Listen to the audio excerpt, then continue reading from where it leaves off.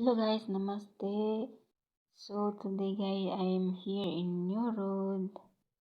So andito ako malapit sa guys, sa Tarara Tower. Yan. Ito yung tower guys na during earthquake sa Nepal, a big earthquake guys. Nalumpag to siya. Kaya ginawa siya ulit at saka papatapos na siya guys. Yun. So maraming mga buildings na nasira dito yung pag-earthquake dito sa Nepal. Kaya yan. So samahan niyo ako guys, maglakad-lakad guys. Ito yung area ng New Road pala guys.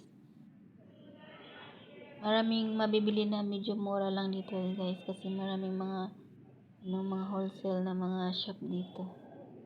Kaya please enjoy my video guys. Thank you so much.